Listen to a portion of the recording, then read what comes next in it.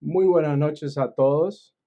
Bienvenido nuevamente a un nuevo Music Talk en donde tenemos la oportunidad de compartir con grandes amigos, grandes guitarristas, grandes productores y cualquier otra persona que esté relacionada a la música y que significan o tienen un gran proceder dentro del ambiente musical. Esta noche tenemos a un invitado especial directamente de la escena porteña en Buenos Aires, que se encuentra actualmente en Brooklyn. Él es nuestro querido amigo Lucio Balduini, quien es conocido por tocar con tremendos guitarristas alrededor del mundo, tremendos grupos, y dentro del cual destaca el grupo con Pipi o Daniel Pipi Piazzolla, pero así igualmente tiene otros muchos proyectos eh, en la escena porteña, igualmente en Nueva York y en todo alrededor del mundo. Eh, Bienvenido Lucio con nosotros. La verdad es que es un placer tenerte en esta noche. Gracias por estar acá y bienvenido nuevamente. Gracias por haber aceptado estar con nosotros. Muchas gracias, Gustavo. Un honor participar del ciclo. Muchas gracias por la invitación. Vale.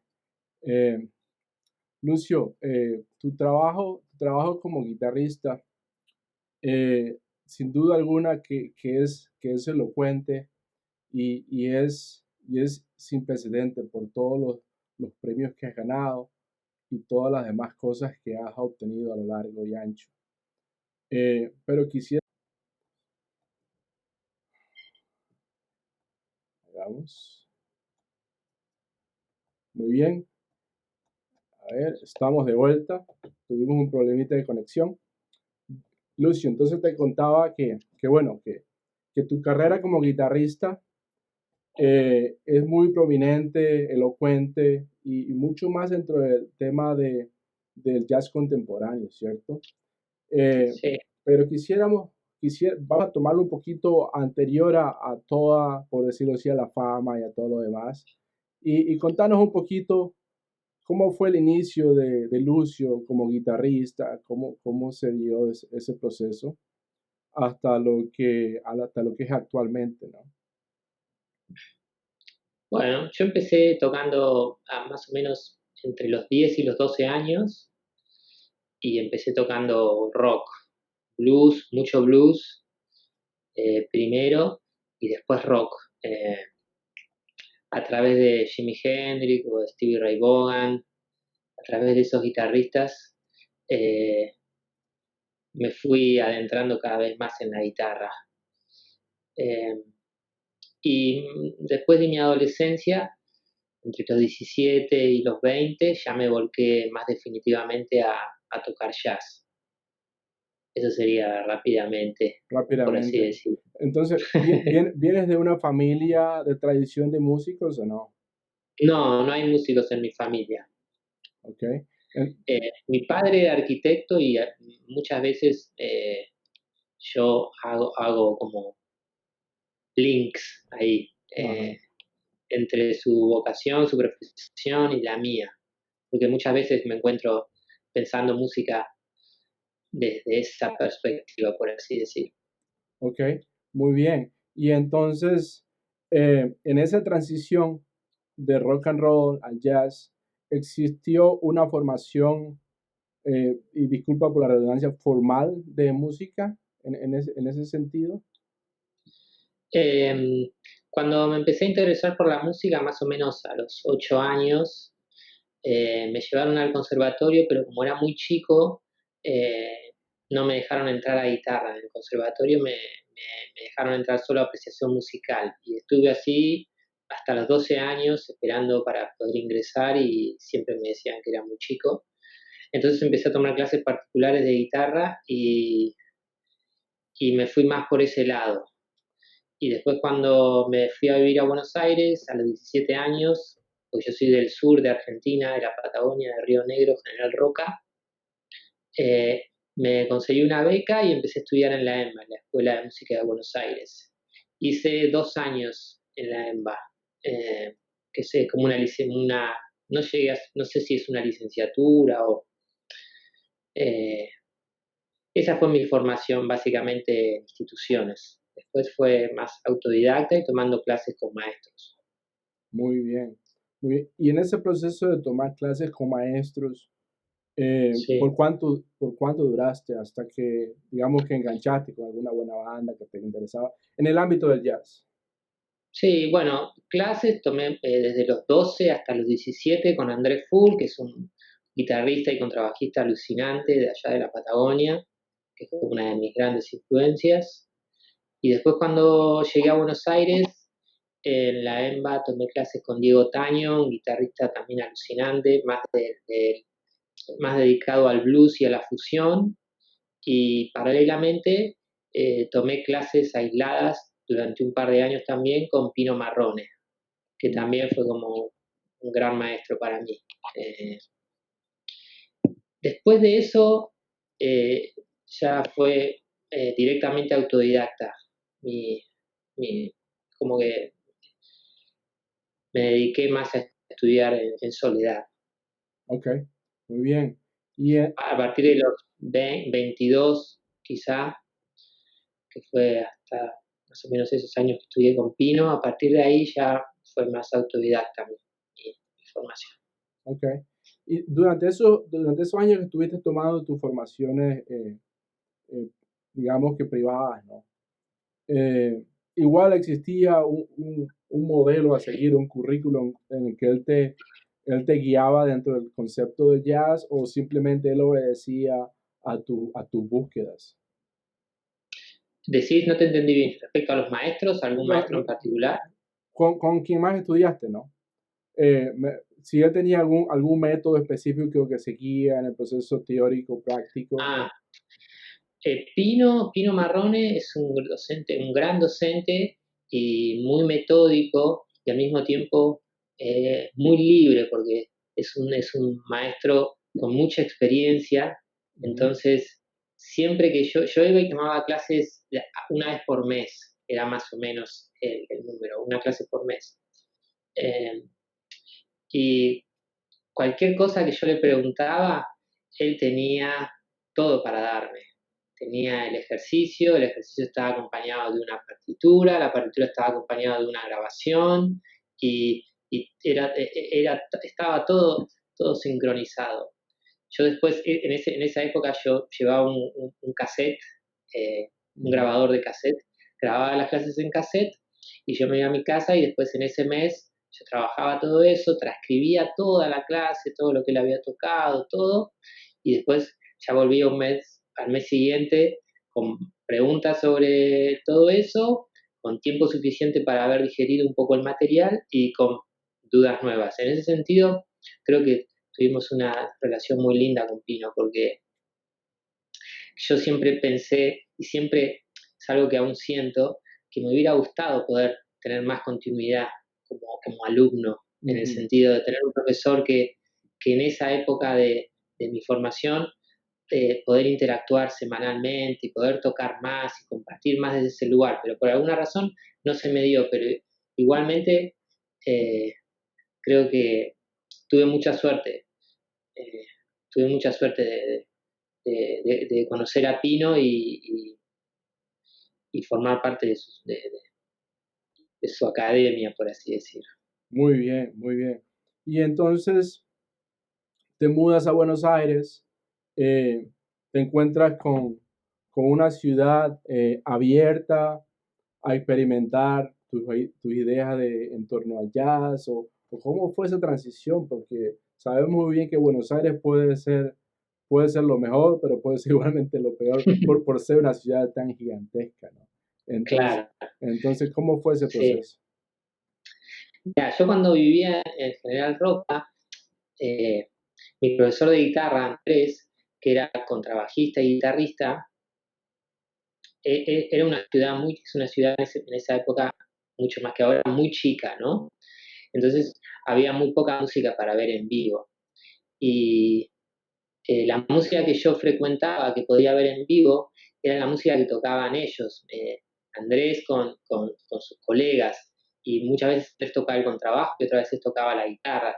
Y él era, me encantaba Pat Metheny, toda la música de Water Report, Sawinul, estaban haciendo esa música. Entonces cuando yo iba a ver música en vivo, en esa edad, entre los 15 y los 17, la música que yo veía en vivo era esa. O sea que para mí el jazz ya era algo que estaba como muy naturalizado. Yo lo escuchaba mucho porque siempre que iba a verlos, siempre que iba a ver música en vivo, la música que iba a escuchar era esa, casi siempre, y, pero todavía no la tocaba mucho.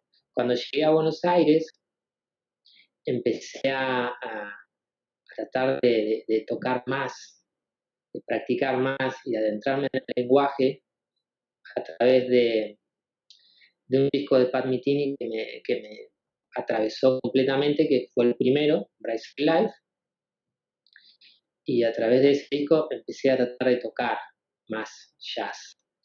Y al principio me fue muy mal porque eh, no encontraba el sonido, hasta que lo conocí a Pino. Pino fue a dar una clínica a la EMBA, donde yo estudiaba, y dio una clínica de guitarra de jazz, y para mí fue como eh, un milagro, un milagro. A partir de ahí fue como que empecé a tener algunas herramientas para empezar a desarrollar un sonido en esa dirección. Y cuando empecé a ganar un poquito de confianza, empecé a tratar de interactuar con otros compañeros de la escuela que también estaban estudiando y que también estaban tocando. Entonces empecé como a juntarme mucho a tocar e intentar armar grupos. Y, y a partir de ahí no paré. Esa es la verdad, no paré nunca, y las cosas se fueron dando siempre en, de esa manera, en esa intención. A veces queriendo o no, tratando de hacer cosas solo por el hecho de hacerlas, y fui conociendo gente, me fui conectando con gente que tenía más o menos intereses como los míos, eh, y ahí se empezaron a abrir puertas de un momento al otro.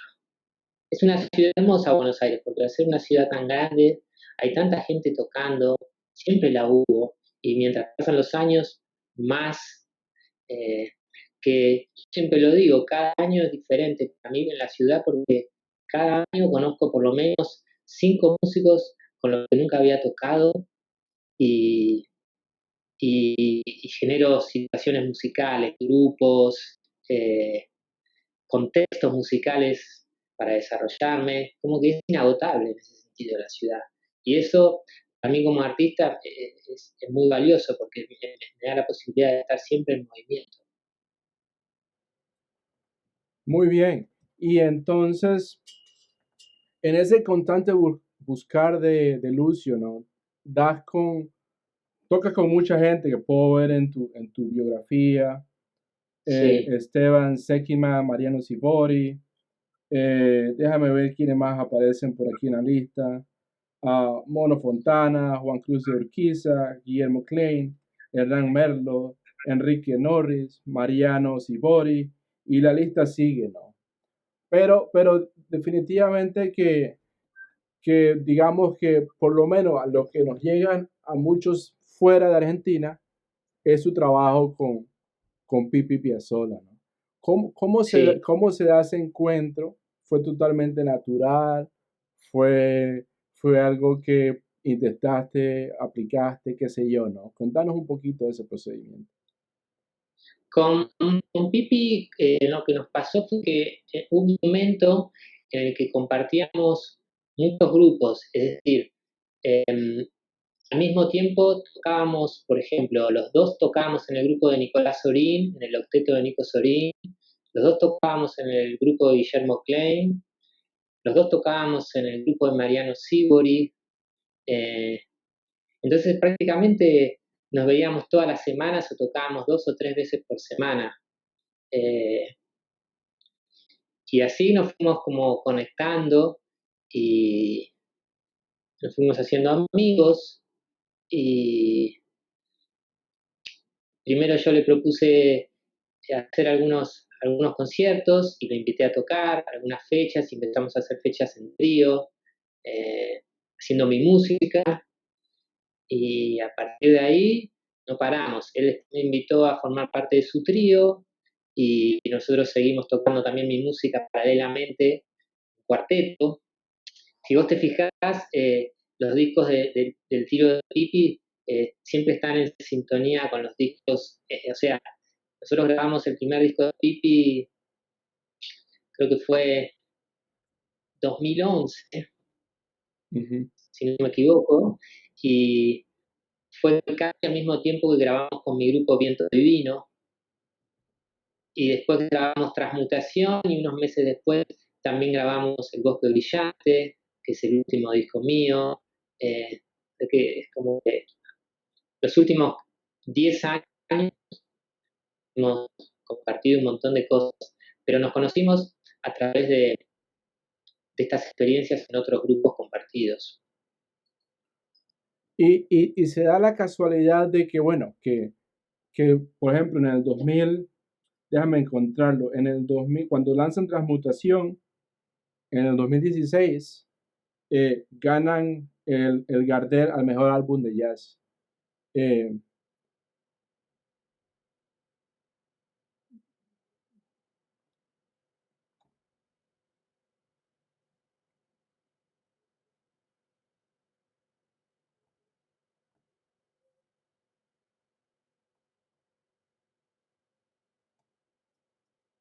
Ahí va de vuelta. Bien. Te tenemos de vuelta. Eso. Aquí estamos de vuelta. ¿Me escuchás? Sí. Ok, perfecto. Sí, ahora te escucho. Ok. Vale, entonces estaba en que, bueno, que en el 2016, por el álbum Transmutación, ganan el Gardel al mejor álbum de jazz. ¿Cómo cambia eso la carrera y tu vida personal? Para los que no conocen, los Gardel vienen siendo casi como un Grammy, pero para Argentina, básicamente. Sí. Entonces, ¿cómo cambia eso tanto su carrera a nivel nacional como internacional en ese sentido? Porque igualmente, nuevamente, se graba con Escalando las cuatro estaciones porteñas y también ganan el Gardel a la mejor producción, a la mejor orquesta de tango, dentro de lo que es un tango moderno, ¿no? Sí. Entonces, ¿cómo cambia eso, no? Porque la verdad es que es una oportunidad única ganar tan siquiera el premio y estamos anuentes que puede cambiar la carrera en muchos sentidos, ¿no? Y me causa interés saber tu perspectiva tanto como músico como guitarrista. Siempre es lindo el hecho de recibir premios y uno no lo puede negar eso. Siempre es lindo porque es un reconocimiento de alguna manera al trabajo. Supongo que nos abrió puertas, seguramente. Directamente no te podría mencionar ninguna puerta que se haya abierto a partir de eso, pero indirectamente seguramente se abrieron muchas puertas en el sentido de que tuvimos más posibilidades para tocar en vivo, que es algo es lo que más queremos hacer. En el trío de Pipi tocamos muchísimo, muchísimo. Es el proyecto en el que más he tocado, eh, pero por mucha diferencia, porque a Pipi le encanta tocar y siempre está buscando que toquemos, que toquemos, que toquemos. Y seguramente el Gardel ayudó a que podamos viajar más por el interior del país, inclusive hemos ido a Brasil, eh, y sí, y poder tocar más, con más continuidad. Pero algo que sucede en Argentina, que, que es difícil, es que es muy complicado salir a tocar, venir a tocar a Estados Unidos o ir a tocar a Europa. Es muy complicado porque las distancias son muy grandes, los pasajes son muy caros y en ese sentido ni el Gardel eh, colabora, Sí, entiendo. colabora Y con esa. dime algo, hay algo que siempre a muchos les intriga y igualmente a mí, es el tema de Sí, colaborar con el maestro Daniel Pipi Piazzolla, ¿no? sí, Porque, por un lado, recuerdo que veía una entrevista hace mucho tiempo donde el tema de, bueno, de su abuelo, todo toda la carga que lleva consigo el apellido Piazzolla por la carrera que hizo. ¿Sentiste que en algún momento eso era una presión mucho más en ti al momento de tener el nombre Pipi Piazzolla Trio, de que cuando vas a escenarios internacionales hay una presión de escuchar que viene por ser el tema que es una generación, digamos que relacionada a Piazzolla, y como sabemos que él fue y seguirá siendo uno de los más grandes músicos que podemos, y compositores de la historia, ¿no? Entonces, Sí, sí, sí. siente que, como decimos nosotros, que los pantalones, o sea, tenés que ajustártelos a la medida, ¿no? Y es una presión muy grande, ¿no? Eh, Sí, te entiendo. Con el trío de Pipi, la verdad es que no, porque hacemos una música que es la música del trío, que es una música que está diseñada y pensada por nosotros, eh, y es un espacio de libertad para nosotros tres. Entonces, es algo muy natural, okay. siempre fue algo muy natural el trío. No así el proyecto que mencionaste de las 4 estaciones Con porteñas. Escalante. Claro, ese fue un proyecto muy lindo que fue reversionar las 4 estaciones porteñas con una formación extendida, como si fuera el octeto electrónico y una formación más extendida aún. Ujú. Eh, y eso lo grabamos y lo presentamos en vivo y lo presentamos en el Luna Park y sí, eso fue, ese fue un desafío para mí en el sentido de tocar música completamente escrita, donde no había ni una nota improvisada, o sí había momentos de improvisación, pero como muy definidos. Y bueno, estás tocando Piazzolla y estás tocando Piazzolla con Pipi, y no solamente estaba Pipi, sino que estaba Daniel, el padre de Pipi, el hijo de Astor, que tocaba percusión. Ajá. Entonces, eh, ese fue un desafío, ahí sí sentí mucha presión. Eh, era muy joven yo también, eso fue hace unos cuantos años ya. Eh, pero después, tocando con el trío de Pipi, la verdad es que no me pasa, ni pienso en eso. Ok, y dime algo, el concepto del tango moderno, al menos dentro de Escalandrum, ¿no? Sí. ¿Fue algo que te costó integrarte por el tema del jazz y lo que venías? Y como decías, es una forma muy medida, o sea, no hay cabida para mucha improvisación y demás, pero dentro del concepto del tango, que es muy, digamos, que es muy natural dentro de muchos músicos argentinos, Mm. te costó a ti integrarte a este nuevo concepto de tango No, moderno? no, en ese sentido no, no me costó porque es una música que, que está tan bien escrita, está tan bien hecha, es una música tan alucinante que uno, si uno la toma y toca lo que está ahí, no hay manera de que uno no se sienta cómodo. Ajá. Es imposible. Cuando la música está bien hecha, siempre parece más fácil de lo que es. Y además, Pipi es un músico superlativo, es un artista superlativo en el sentido también de que cuando él nos convocó para eso, él sabía que, que en mi caso yo iba a estar ahí cumpliendo ese rol y él me estaba convocando para que yo haga eso, que es que yo sea lo que yo soy. Ujú, ujú, Eh, ujú, ujú. entonces en ese sentido fue una experiencia hermosa, porque fue encontrarte tocando esa música con ese grupo que es Escalandrum, que suena como los dioses, eh, tocando la música de Piazzolla, las 4 estaciones, que son una obra maravillosa, eh, y con amigos. Claro. O sea, Eh, fue todo un evento hermosísimo. Justamente hace un tiempo veía una entrevista tuya donde decías que a ti te gusta dejar que los temas se desarrollen por sí solo y que evolucionen como tal, ya sea en la banda y practicarlos mucho. ¿Eso ha sido siempre el esquema que has seguido con el trío, con todos los Con temas?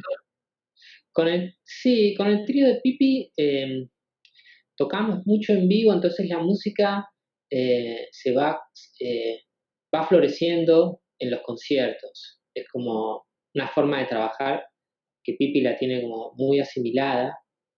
Entonces es probar la música en la prueba de sonido y ya en el concierto estar tocando los temas y como tocamos mucho en vivo, los temas se van transformando y también van madurando. Eh, en mi grupo a veces me lleva más tiempo porque no tocamos tanto como tocamos con el grupo de Pipi y, y a veces yo llevo una música un poquito más extensa, como, eh, no más compleja, pero a veces hay más partes que leer, entonces se requiere más tiempo que la música también la podamos escuchar todos y la podamos entender. Pero de una u otra manera, para mí siempre la composición es un proceso intuitivo. Entonces, al ser un proceso intuitivo, eh, es algo sobre lo que uno no tiene control y eso implica eh, que uno tiene que hacer un montón de ejercicios de percepción para ir entendiendo qué es lo que dicen, esos acordes que uno puso ahí o esas melodías que uno escribió ahí, eh, para que eso se vaya transformando en una canción, en un tema. Eh, a mí me gusta que sea así, me gusta que sea un proceso misterioso y, y no lo fuerzo, no me gusta forzarlo. Dentro de ese concepto de no dejar forzar, quiere decir que siempre estás abierto a ideas de los integrantes de tus diferentes bandas, o cuando vienes con un tema lo quieres así y ya fue, ¿no? No, no, siempre estoy abierto porque cuando tocas con músicos tan geniales, eh, es lo mejor que puedes hacer, me parece. Ujú, ujú. Entonces yo llevo un tema que más o menos siento que ya está en condición de ser mostrado al ensayo y es alucinante porque ahí en el ensayo eh, el tema se expande. Por ejemplo, Mariano Sibori es espectacular el entendimiento de la forma que tiene rápidamente. Entonces, cuando yo llevo el tema al ensayo, él ya a la segunda pasada ya me dice, bueno, acá tenemos que repetir esto, acá tenemos que sacar estos compases, acá tenemos que agregar esta sección que suena solo acá y me gustaría que suene también allá, y es todo perfecto lo que dice, Ajá, ajá. siempre. Pipi es alucinante porque ya a la primera ya encontró el sonido, y eso hace que el grupo ya tenga una cohesión eh, definitiva. Y a partir de ahí, cada uno puede encontrar mucho mejor su espacio. Eh, Pipi lo que hace es orquestar muy rápidamente y en ese ejercicio de orquestación tan directo que tiene cuando toca, redefine las secciones o inventa secciones en el momento. Muchas veces ha inventado intros para los temas sin querer. Eh, Eso es algo muy, muy especial de tocar así. Y por eso yo siento que es algo que también he ido trabajando. Al principio, eh, mi idea de llevar la música definida para generarles facilidades a ellos, trataba de llevar como todo sobre escrito y después fui como, es algo que siempre está, me imagino que es un proceso infinito, pero uno va aprendiendo a ir quitando y dejando cada vez más esa síntesis fundamental para uno. ¿Para qué? Para que después en el momento de tocar con los demás puedan a partir de ahí eh, encontrar otros mundos también. Claro, claro. Y dentro de toda ese caminar, por llamarlo así, desde el punto de vista musical, ¿hay alguna experiencia dentro del ámbito jazzístico que te ha marcado eh, cuando has ido a tocar en el escenario, la previa, en pruebas de sonido, qué sé yo? ¿Hay algo que que siempre recuerdas o que un acontecimiento importante que sientes que es inolvidable? De tocar con los músicos que he tocado, decís, o Sí, con mi sí, de grupo, con... una experiencia que digamos que siempre recuerdas, sea por la reacción del público, sea por lo que sea, ¿no? No, muchas, muchísimas. Tocar en el grupo de Guillermo Klein fue una experiencia alucinante para mí, eh, porque es un compositor increíble, un Piazzolla moderno, podríamos decir. No sé, quizás estoy exagerando, no sé. Eh, y tocar en su grupo fue una experiencia alucinante porque ensayábamos todos los lunes y tocábamos todos los miércoles en Telonios. Y trabajar, aprender a trabajar en su grupo y su música, fue una experiencia que me quedó impregnada en la piel y que todo el tiempo siento que aparece en lo que hago. Yo tanto solamente de, de estar en la misma sala tocando con él y procesando su música que me dejó como, me dejó para años y años de, de seguir indagando en eso. Eh, pues, no, tengo mil experiencias, Gustavo, que Sí, podría quedarme toda la tarde todas, acá. vale. Dime algo, nos movemos un poquito al ámbito guitarrístico. Sí, Lucio tiene una disciplina diaria que trata de seguir. sí, que básicamente es tocar todas las horas que puedo, porque me encanta tocar la guitarra y es lo último que pienso casi cuando me voy a dormir a la noche y lo primero que pienso cuando abro los ojos a la mañana. Eh, Claro, con los años, lo que me ha ido pasando cada vez más es que no puedo mantener una rutina definitiva de practicar durante mucho tiempo siempre lo mismo de la misma manera, porque muchas veces me guío por el deseo y, y- y trato de trabajar más el aspecto intuitivo, de intuir qué es lo que necesito eh, trabajar en mi forma de tocar y ir a buscar eso y tratar de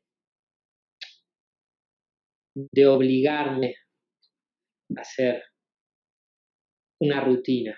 Porque siempre hay cosas que tenemos que hacer y que cada uno sabe en su práctica o en su evolución que uno necesita mejorar.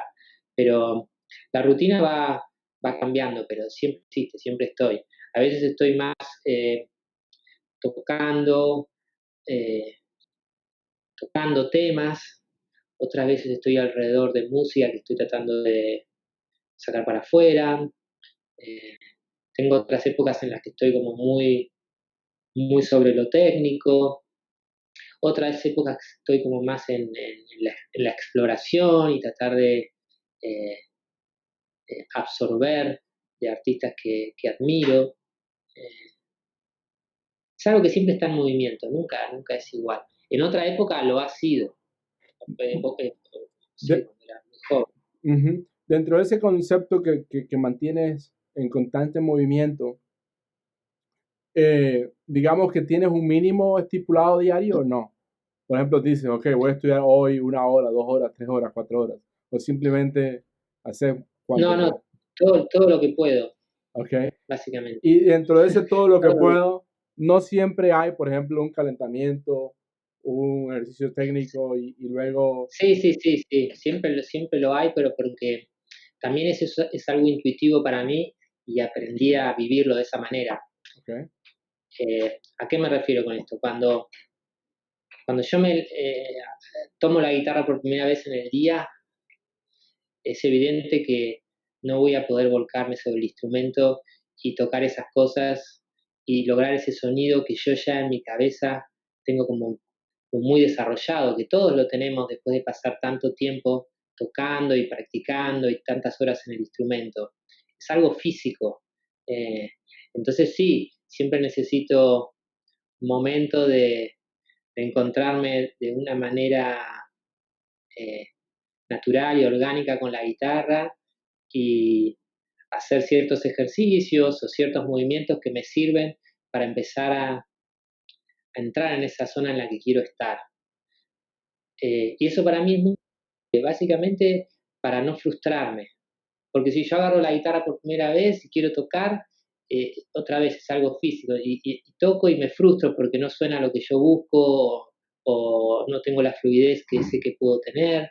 Entonces, ese, ese momento de precalentamiento existe, es algo que siempre hago, sin excepción, ¿ok? eh, Y, porque si y no también lo siento en mis manos. claro, claro. Y dentro del concepto de improvisación, ¿existe un estudio estructurado de la improvisación o simplemente fluye como lo decís en el resto de las cosas? Eh, Existen estructuras cuando estoy practicando músicas, temas, conceptos que quiero desarrollar. Entonces ahí sí soy muy estructurado en la práctica y elijo un material y ese material lo vivo durante un tiempo. A veces pasa que el material se sostiene y perdura en el tiempo y otras veces pasa que se deshace, que no es el momento para mí y entonces lo dejo y después lo vuelvo a traer un tiempo después. Pero sí, estructuras hay, no es que me levanto y toco cualquier cosa y eh, trato de tener un momento para todo, si Mm, puedo. Pero siempre estoy haciendo esas cosas que, que tengo la necesidad de incorporar a mi música. En ese sentido, sí, hay mucha estructura, pero estructura en el sentido de estar haciéndolo, porque la rutina, lo que yo aprendí con los años de la rutina es que la rutina es esencial y es importantísima porque es repetición. Y ujú. cuando uno repite algo todos los días, aunque sea 10 minutos, eso, después de 1, 2 semanas, vos te das cuenta que en tu cabeza sigue sucediendo, aunque vos no lo estés haciendo físicamente. Ahora, cuando vos estás practicando algo, lo practicás hoy, después lo practicás dentro de 4 días y después lo practicás dentro de 5, como que cortás el proceso. Ujú. Si vos lográs una constancia con el material, por más que lo hagas, insisto, 10, 5, 15 minutos por día, eso después en tu cabeza sigue sucediendo y hay nudos que se desatan en tu cabeza cuando vos no estás con el instrumento en la mano. Cuando Claro, vos estás haciendo la cola en el supermercado o cuando estás caminando de tu casa hacia, no sé, hacia el subte, hacia el colectivo, eh, como que eso sigue pasando. Por eso para mí es importante, en ese sentido, la rutina de estar haciendo esas cosas que quiero que aparezcan en mi forma de tocar. claro, claro. Y dentro de todos esos años de estudio formales o informales que has tenido, cuál sería la forma en que le recomendarías a cualquier joven, por decirlo así, que quiere comenzar en el jazz? ¿Qué le dirías en un minuto? ¿Qué le podrías decir de cuál es la forma a seguir? No es la forma perfecta, pero es la idea, digámoslo así, perfecta que has experimentado con los años. Eh, una cosa muy importante para mí, que yo siempre la menciono en las clases, es que nosotros como artesanos de nuestro instrumento tenemos que saber que vamos a otra velocidad, que el mundo que nos rodea va a toda velocidad y las cosas pasan a toda velocidad y nos conectamos a la computadora, al teléfono, a YouTube, lo que sea, y todo pasa a toda velocidad y hay millones de cosas para aprender, la información está por todos lados, pero como artesano de nuestro instrumento tenemos la responsabilidad de, como dije antes, vivenciar las cosas que hacemos y entender que nosotros vamos a otra velocidad y que para que el lenguaje florezca y se desarrolle, necesitamos tiempo. O sea que lo que le recomiendo a cualquiera que quiera tocar es asumir ese tiempo, asumir que que siempre es un proceso infinito, que nunca acaba. Y en ese proceso a veces sentimos que vamos hacia atrás, a veces sentimos que vamos adelante, volvemos hacia atrás, pero que es un proceso infinito que nunca vamos a abandonar. Esa es la real vocación de, de, de cualquiera que se quiera dedicar a algo que ama.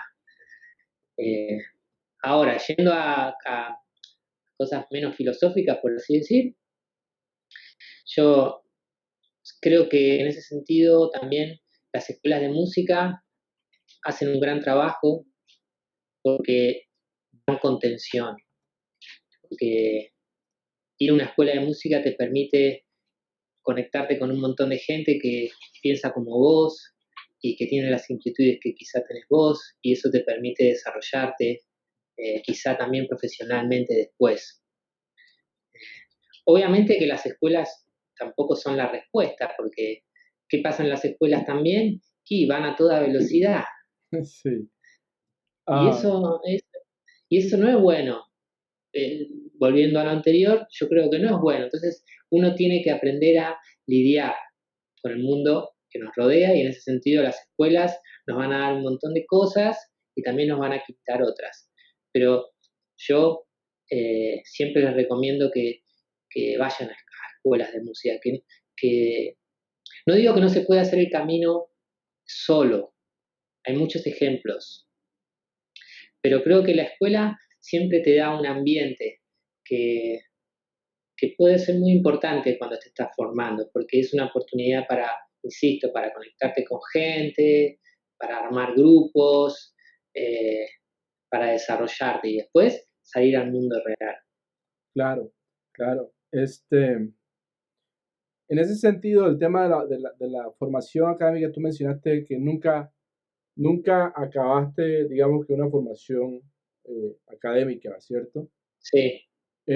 ¿Sientes que eso pudo haber sido una limitante con tu carrera o nunca has sentido ese peso? Eh, la verdad que no siento ese peso. A veces me lo replanteo porque me hubiera encantado hacer otras experiencias.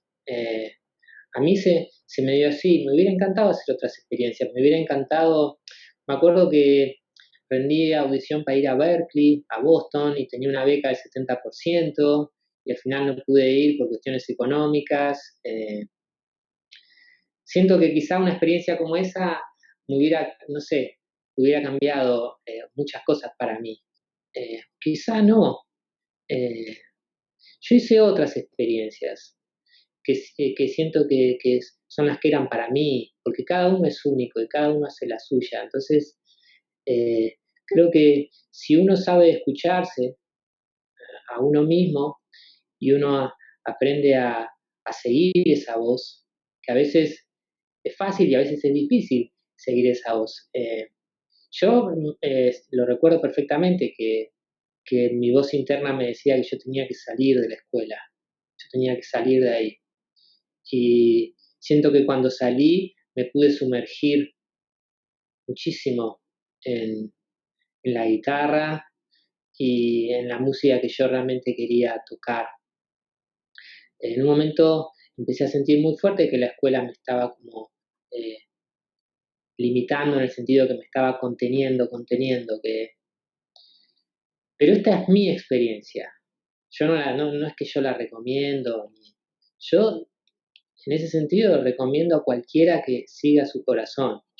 Y otra vez, puede sonar muy filosófico, pero para mí es importantísimo, que es la intuición. Claro, claro. Y esa intuición es la Perdón. que te abre puertas. Esa me parece que es la intuición que después te abre las puertas eh, siempre. Perfecto. Sí, definitivamente que bueno, que con temas de música y de artes es importante que esa intuición y el corazón siempre que, digamos que sea en el norte, indistintamente que bueno, que a veces el capitalismo o X movimiento te limite muchas cosas, ¿no? Este, Obvio, sí, sí. sí, Lucio, para los que están acá, voy a abrir la oportunidad para que hagan preguntas si quieren. Dale. E igualmente, no, ¿te gustaría tocarnos un temita? Sí, no sé cómo está la conexión, si va a ser una buena idea. Bueno, intentémoslo, no se ha caído, Dale. así que yo, Ahora, sí, sí, dale, perfecto. perfecto. ¿Qué puedo tocar?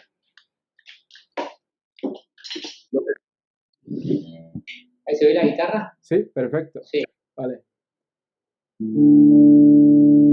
bueno, dale. Toco algo.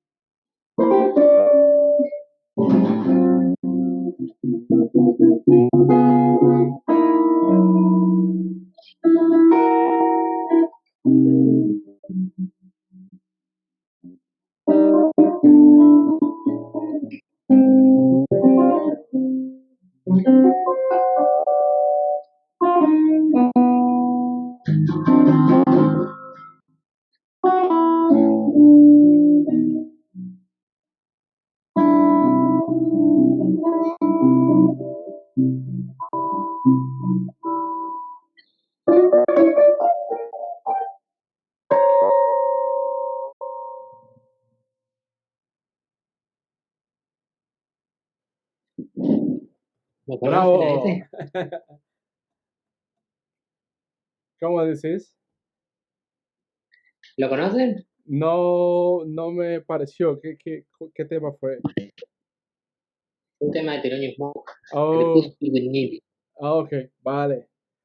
La verdad es que tu concepto dentro del jazz, y justamente que era el tema que hablábamos hoy, es el jazz contemporáneo.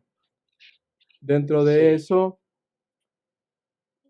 para Lucio siempre fue el norte, o en qué momento te encontraste que el jazz contemporáneo, o algunos consideran el fusión dentro del contemporáneo, ¿en qué momento encontraste que era lo que te nace, qué es lo que quieres hacer y lo que sigues haciendo?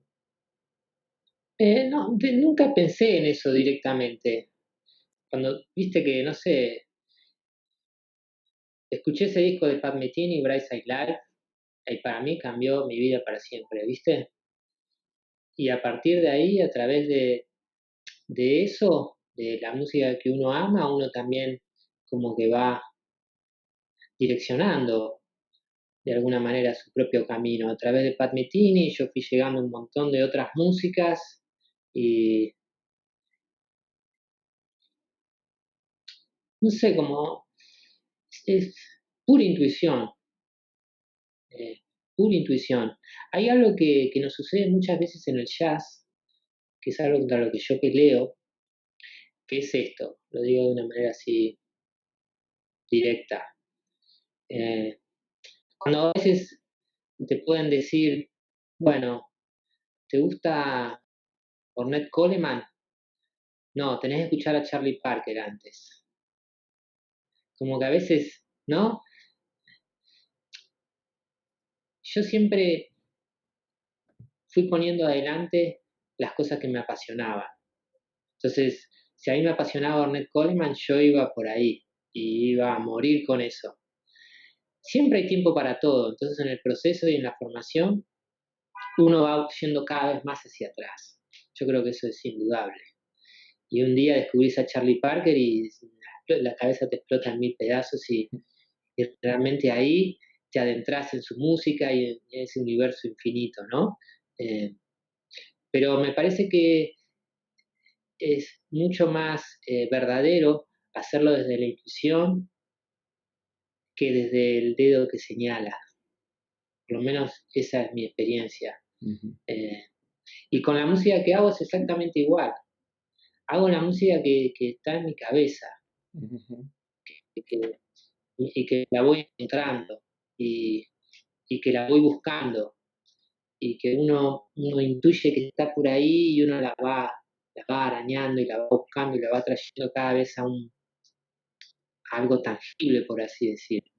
Eh, pero no pienso que tengo que hacer esto o lo otro, que me tengo que ubicar en este lugar o en aquel lugar. Eh, hago lo que me gusta.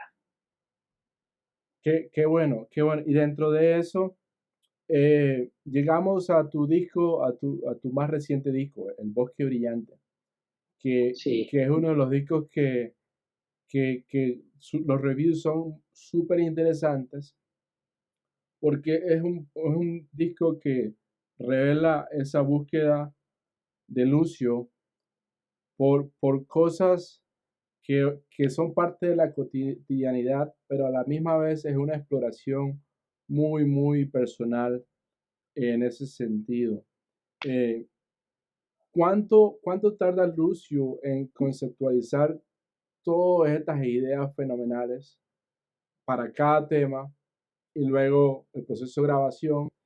Y si hay algún tema de este disco que, que particularmente te hayan marcado o te sigan marcando.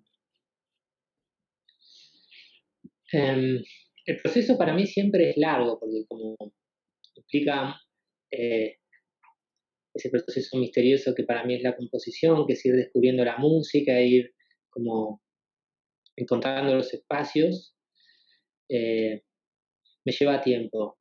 Eh, últimamente creo que como he logrado para mí eh, ser más eficiente, porque yo siempre hablo sobre eso porque cuando yo hice Viento Divino, lo hice en el 2012 y después hice El Bosque Brillante, 2016, 2017, pasaron 5 años entre un disco y el otro. Y el disco anterior, mi primer disco, Lucecita, fue en el 2007. Es decir, que hay 5 años entre cada disco. Es un montón de tiempo, ¿viste? Eh, pero yo reflexiono sobre eso y bueno, es el tiempo que me lleva a mí eh, procesar el material. Últimamente siento que, que, que ya no me lleva tanto tiempo eh, hacerlos, hacer la música y ponerla en el papel y ya definirla, me cuesta menos. Quizá porque le estoy dedicando más tiempo, puede ser. Eh, después, temas que me hayan marcado del disco, todos, la verdad. Porque eh, uno pone mucho ahí, ¿viste? Per- Entonces, Perdona que te interrumpa en ese punto, pero es que sí, si vemos los nombres de los temas, por ejemplo, tenemos nombres como En busca de la tierra sin mal, Tu bahía en el sueño, Cascada milagrosa, Plegaria de mí, Piedra lunar. Hay claramente hay una búsqueda espiritual eh, y una búsqueda, por llamarlo así, de una verdad, no sé si relativa o qué tipo o de qué tipo, pero es lo que muchos andamos, ¿no? En la búsqueda. Y mucha gente digamos que crea temas con esa búsqueda, pero nunca se atreven a nombrarlos como vos los has nombrado, por ejemplo, los temas. Lo que revela que para ti no hay, digamos que no hay una medida en ese sentido de expresar quién eres. Eso dentro de la música es muy importante en muchas situaciones, ¿no? Y no sé si lo sentís igual de esa manera, ¿no? sí, para mí los títulos son muy importantes los títulos, ¿viste? Y es lo que último, es lo que llega al final. prácticamente los títulos llegan muchas veces después de grabar los discos y, y a veces antes de que el disco se vuelva algo físico cuando ya no hay más tiempo, porque para mí el título lleva mucho tiempo porque cuando hago las canciones o los temas, los empiezo a tocar, después los empiezo a llevar al grupo, después los empezamos a tocar en vivo y es todo un proceso en el que la música se va como expresando y la música nos va diciendo, en este caso me va diciendo a mí, de qué está hablando esa música realmente. Porque siempre habla de experiencias personales. Es inevitable. Eh, porque esa música me atraviesa a mí.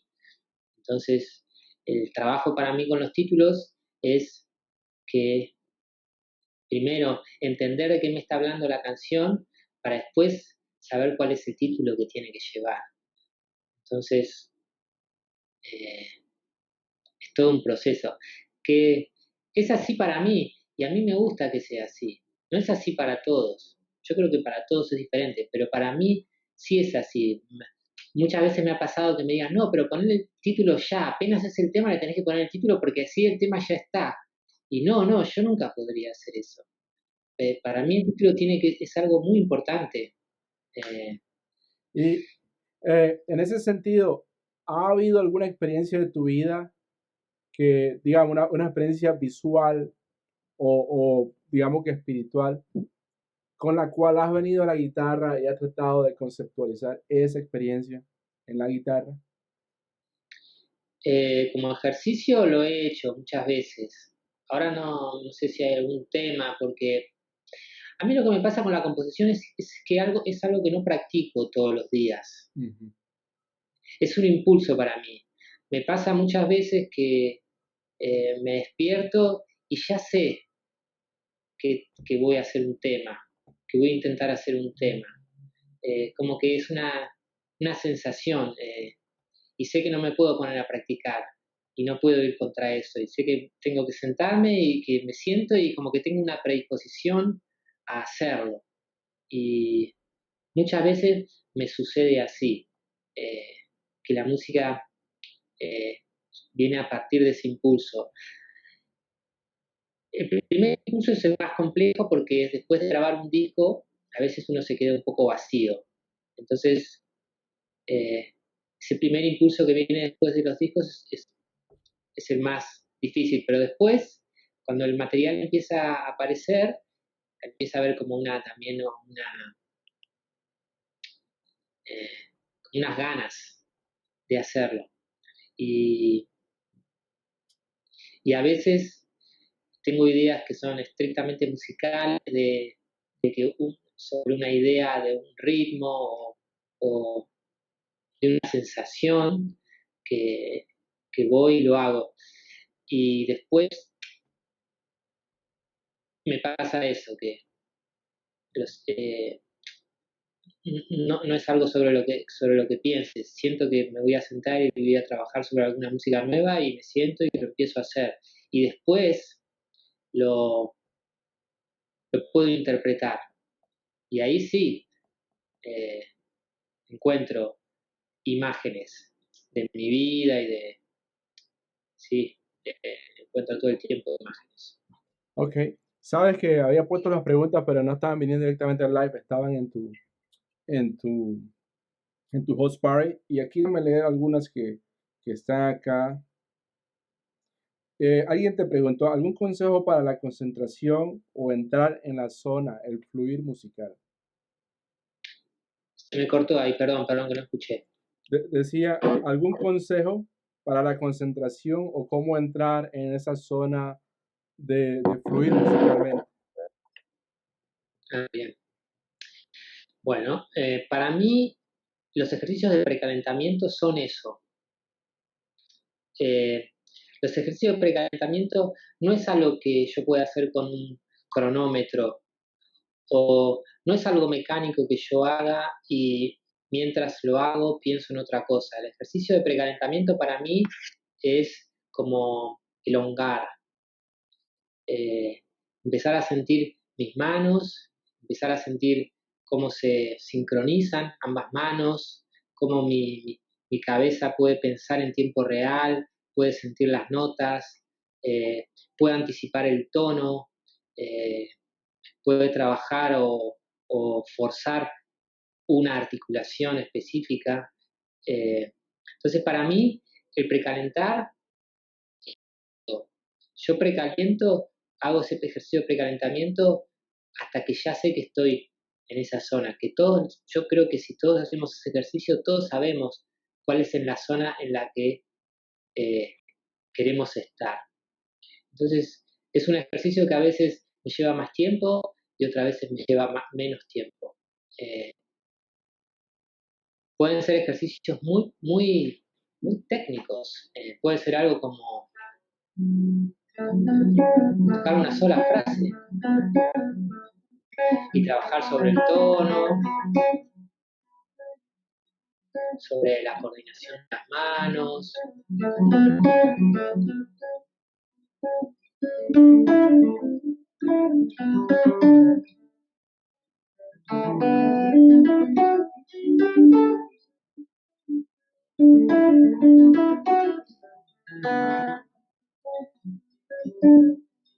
Y es como esa sensación que uno tiene y dices, ya está, me siento bien, ¿viste? Me siento bien.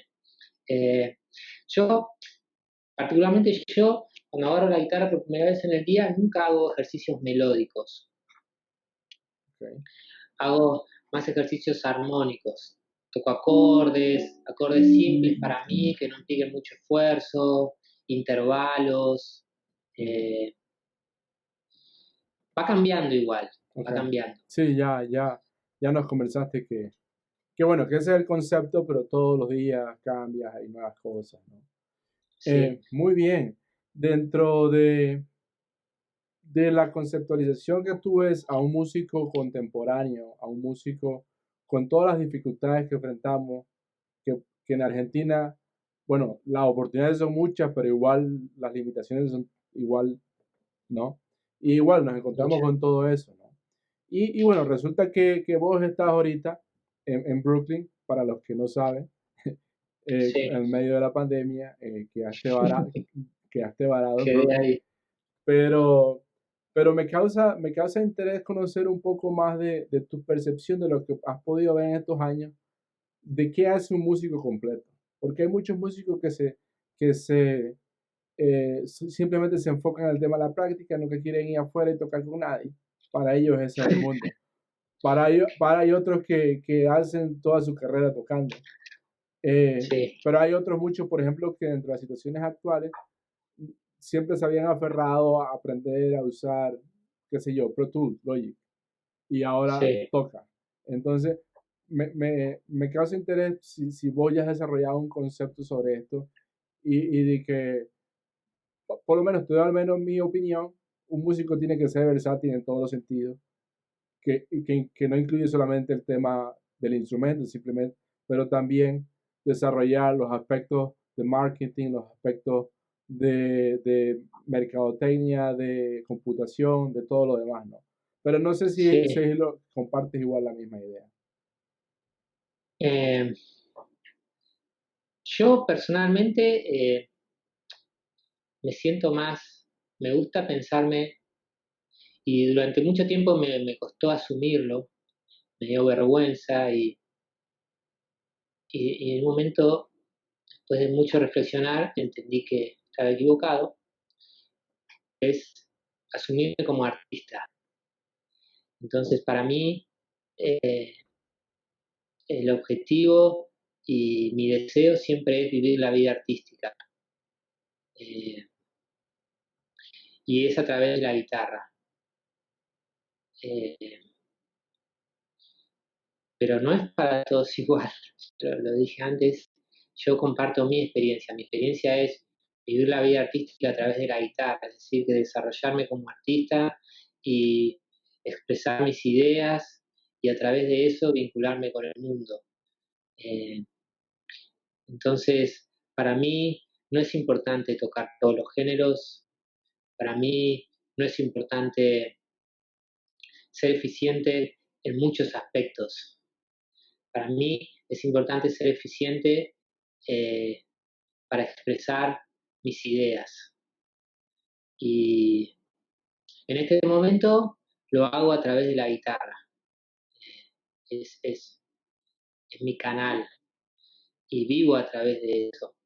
Eh, Ahora, eso muchas veces no te da de comer, no paga el alquiler. Entonces, esa es la experiencia que cada uno hace para subsistir. Yo, pasión que es la docencia, y doy clases, y amo dar clases, porque además siento que a través de las clases también puedo expandir este concepto de llevar una vida, vivir la vida artística, ¿no?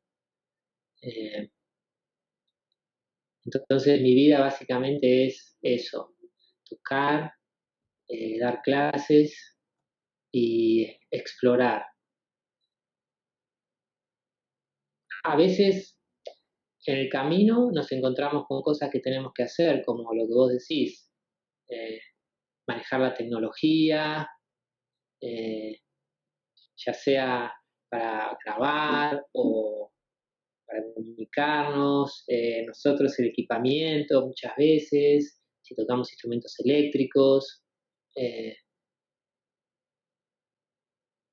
pero otra vez, creo que para todos es diferente, es algo que llevamos dentro Claro, claro. y con lo que vivimos. Y muchos vivimos como vivo yo y muchos otros viven a través de la música, a través de otros canales, Claro. que son trascender los géneros. Un músico que a mí me conmueve muchísimo en ese sentido es Ernesto Snager. ¿Lo conoces? Ernesto Snager No, no lo conozco. es uno de los grandes guitarristas de la Argentina y tiene esa cualidad. Es un guitarrista que ha tocado mucho folclore, ha tocado tango, jazz, fusión, rock, eh, y él lo vive con esa naturalidad, lo vive así, él es así. Eh, es diferente, me parece que es diferente para todos. Para cada uno, claro. Y bueno, en relación a todo esto, ¿cómo veías el jazz, no solamente en Argentina, sino en todo el mundo? Antes de todo esto que nos ha golpeado a todos, como decíamos, de una manera u otra. ¿Y, Sí. y qué crees que puede ser? ¿Qué son esas cosas que te gustaría ver distinto? Puede ser en los músicos, puede ser en el público, qué sé yo, ¿no? Que para mejor, tanto como músico como forma de mejorar la sociedad, ¿no? Bueno, los artistas en este sentido creo que los músicos particularmente creo que estamos viviendo este momento más allá de la angustia y la incertidumbre nos llega muy directo. eh, Creo que bueno, todos evidentemente estamos pasando más tiempo practicando y tratando de- de evolucionar aún en estas circunstancias. Entonces creo que eso va a ser algo bueno, eh, porque cuando podamos reencontrarnos vamos a tener muchas experiencias para compartir de este tiempo, eh, más allá de las circunstancias, ¿no? Eh, Después creo que hay un gran desafío por delante que es eh, cómo subsistir realmente, porque acá en Nueva York eh, los músicos viven mucho de tocar en vivo. Entonces, mientras estemos así como estamos, va a ser un gran desafío poder subsistir para muchos y poder vivir dignamente. Eso es algo que me preocupa. Sí, Me preocupa también mucho en Argentina y me angustia mucho. Eh, pero tratando de ser positivo, insisto, creo que cuando nos reencontremos vamos a tener un montón de experiencias para compartir y eso va a ser algo hermoso. También eh, creo que esto también nos ayuda a, a valorar esas cosas que a veces damos por hechas. Eh, Vamos a valorar más el encuentro, vamos a valorar más el abrazo, las charlas, el momento juntos, eh, el estar todos en una misma sala, compartiendo música o cualquier cosa que hagamos, eh, esa, esa energía que que no se puede lograr de otra manera.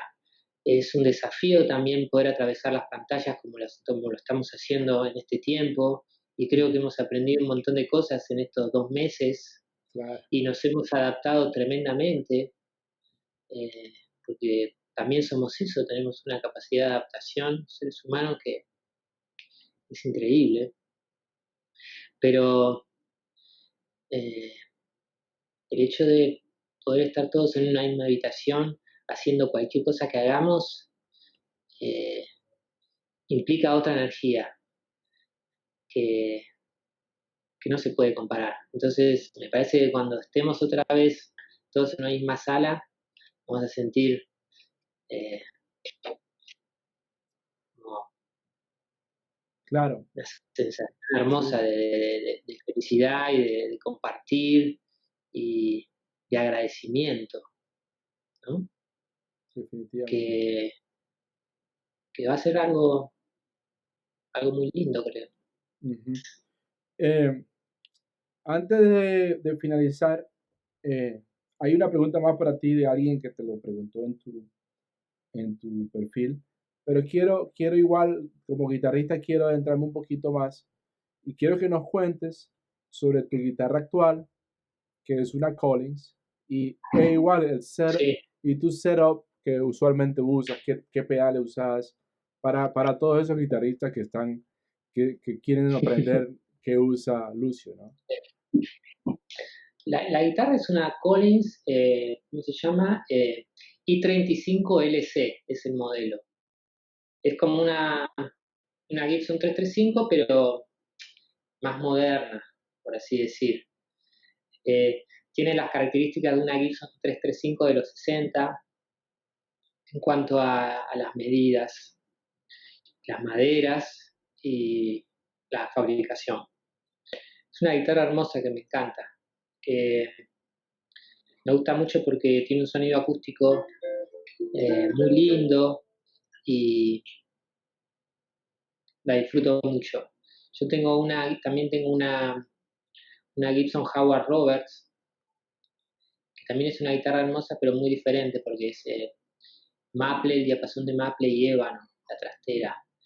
Entonces, eh, esta es rosewood y es como es mucho más blanda, es una madera mucho más blanda y me permite lograr un sonido acústico mucho más eh, cálido para mí, a diferencia de la Gibson, que tiene un sonido mucho más definido y con sí, más punch, por así decir. ¿Ok?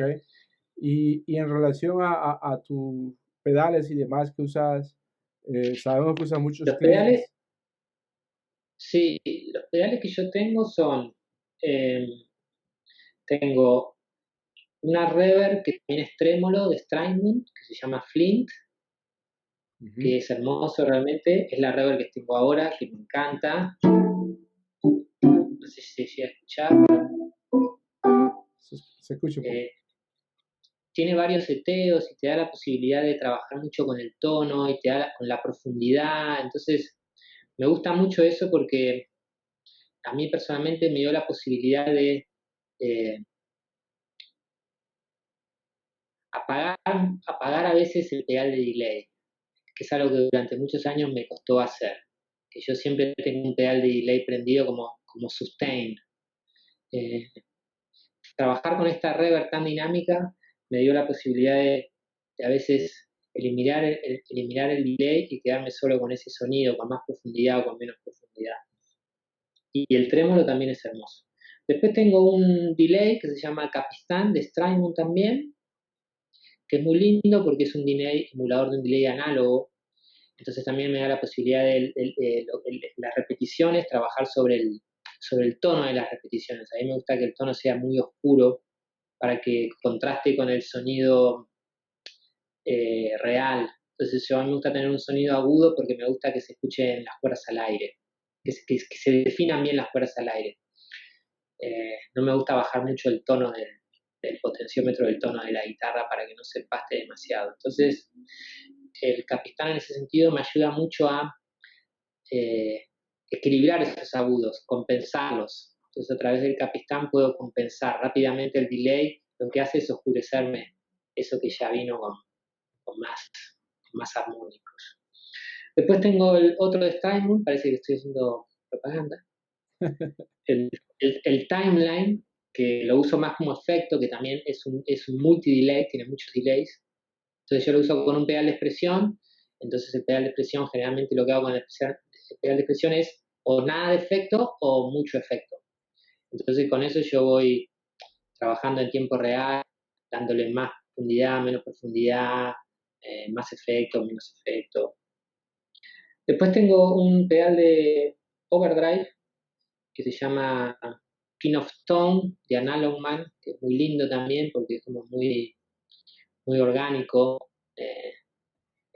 responde mucho al ataque. Lo uso muy poco, estoy tratando de usarlo más.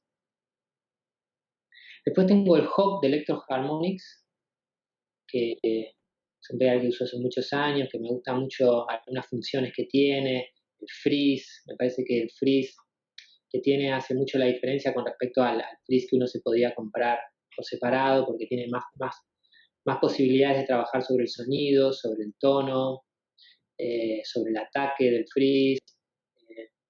También lo uso como octavador y es un pedal que siempre lo estoy explorando.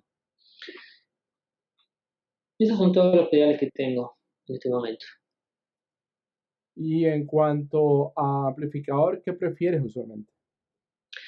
Acá en Estados Unidos me compré uno que hace muchos años tenía ganas de tener, que es un Polytone. Me compré un Polytone muy lindo de los 80 y acá tengo ese. En Buenos Aires tengo un Fender Hot Rod Deluxe, eh, pero la verdad que el amplificador es algo que todavía no me ha llegado.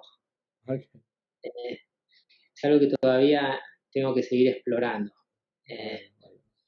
Pasa que, bueno, en Argentina no es fácil, ¿viste? Sí, porque Tener un buen amplificador. Son muy caros, son muy difíciles de conseguir, pero es algo que siento que lo que tengo que trabajar.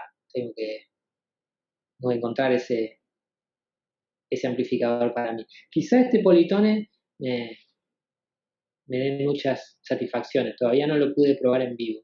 Una sola vez lo probé en vivo. sí, sí. De hecho lo que le llaman el nuevo Polytone, que son los Henriksen, ¿no? Que son muy queridos también. Sí, sí, eso también está bueno. Yo estaba buscando como este sonido más viejo, ¿viste? Sí, sí, sí. Mira, la pregunta que te había hecho alguien decía, ¿qué te estimula de la obra de Spinetta, Mon, Cucci, Leguizamón al elegir versionarlo y en lo cotidiano? ¿Qué me inspira de ellos? O ¿Qué no te entendí bien, estimula? se me cortó. ¿Qué te estimula de la obra de ellos? Ah, no, que son mis influencias. Y para mí es una responsabilidad también ir a bucear muy profundo en esa música que yo amo, porque, porque creo que esa música, cuando uno escucha algo y ese algo que escuchás te llega realmente, es porque ya está en vos, eso, ya está en vos. Entonces, no solamente está el placer de escuchar a los artistas que uno ama, sino después uno como artista también creo que tiene la responsabilidad de, de, de bucear muy profundo en la obra de esos artistas, para entenderse más a uno.